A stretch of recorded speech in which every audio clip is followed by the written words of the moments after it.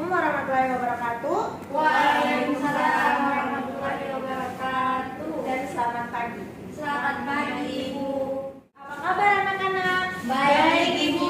Oke, sebelum kita memulai materi pada pagi hari ini, Ibu ingin meminta ketua kelas untuk menjadi pemimpin doa. Ketua kelasnya? Saya Ibu. Silakan. Jadi teman-teman, sebelum kita mulai pembelajaran, marilah kita berdoa menurut agama dan kepercayaan kita masing-masing. Berdoa dimulai. Berdoa selesai. Oke, terima kasih ketua kelas. Sebelum itu, Ibu mau tanya hari ini siapa yang tidak hadir? Tidak ada, Ibu. Oh, hadir semua ya? Semua, ya. Nah, hebat. Oke, jadi di sini apa ya?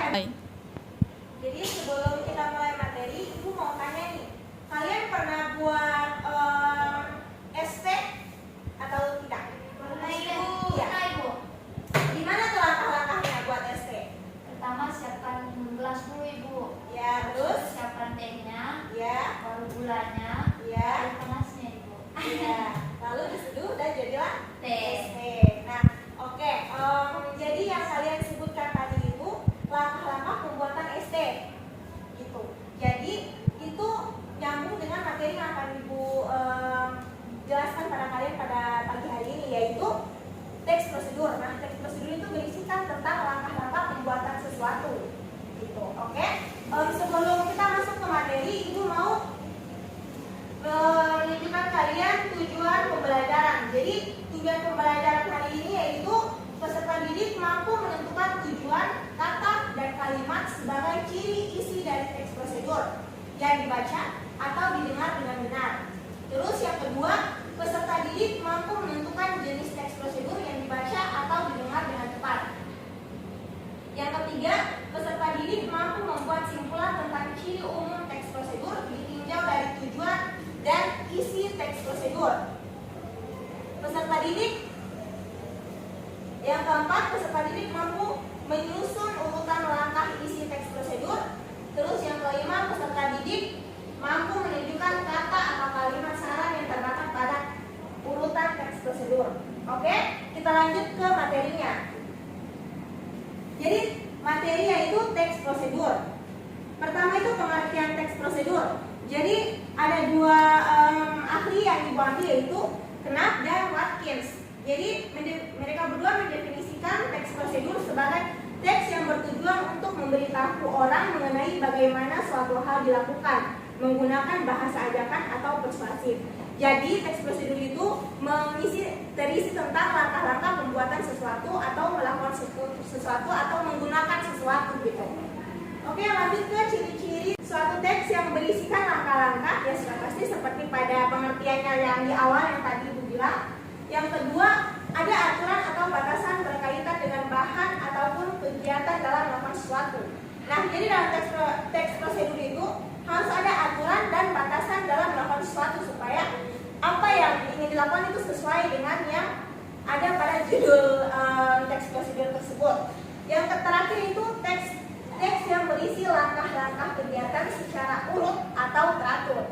Jadi semuanya itu harus terurut, jangan ini acak adul karena nanti juga tidak sesuai dengan apa yang diingin buatkan gitu, apa yang ingin kalian buat. Terus selain ciri teks umum prosedur, ada juga ciri bahasa dari teks prosedur. Yaitu yang pertama, dalam teks prosedur terdapat kalimat perintah seperti tuangkan gula di dalam wajan. Itu contoh kalimat perintah. Terus yang kedua, dalam teks prosedur terdapat kalimat saran dan larangan. Nah, kalimat saran itu seperti kalimat-kalimat lebih baik makan sebelum dingin. Itu contoh kalimat saran. Terus kalimat larangan itu seperti contoh pada teks prosedur menyalakan kipas angin. Jadi jangan ini contoh kalimatnya itu jangan masukkan tangan saat kipas angin sedang menyala. Itu contoh teks larangan, contoh kalimat larangan. Terus yang terakhir itu dalam teks prosedur kata atau kalimat dengan batasan yang jelas. Jadi kata atau kalimat yang batasan yang jelasnya itu seperti kayak saat contohnya itu masak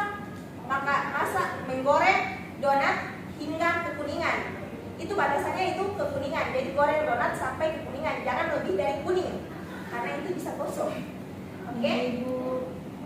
Nah, yang terakhir tujuan teks prosedur. Nah, tujuan teks prosedur untuk menjelaskan kegiatan yang harus dilakukan agar pembaca atau pemirsa dapat secara tepat mengikuti langkah-langkah atau proses membuat sesuatu, melakukan kegiatan atau memainkan suatu alat gitu. Terus, nah selain itu ada juga jenis-jenis teks prosedur. Nah, jenis-jenis teks prosedur itu ada 3. Yang pertama itu teks prosedur cara menggunakan, entah menggunakan alat atau menggunakan apapun. Terus yang kedua itu prosedur cara membuat sesuatu. Terus yang terakhir prosedur melakukan sesuatu. Jadi ada 3 yaitu menggunakan sesuatu, membuat sesuatu, dan juga melakukan sesuatu. Oke, jadi di sini ada contoh teks prosedur. Ya, kalian teks contohkan. Menurut kalian teks ini termasuk teks prosedur atau tidak? Masuk Ibu. Nah, dalam teks prosedur ini dia termasuk dalam jenis teks prosedur apa? Kan ada yang tadi seperti yang tadi menggunakan, membuat, atau melakukan. Membuat Ibu. Ya, benar. Ini masuk ke dalam cara membuat, yaitu membuat susu kambing etawa. Oke, apakah kalian sudah paham apakah kalian sudah paham materinya? Paham Ibu. Oke, nanti Ibu minta kalian bikin kelompok, terus Ibu akan bagikan lembar kerja kalian. Nanti kalian jawab pertanyaan yang ada ya. Iya, Terus Ibu. sesuai sama petunjuk kerjanya juga. Nah, setelah kalian buat, kalian maju untuk presentasi, oke? Iya Ibu.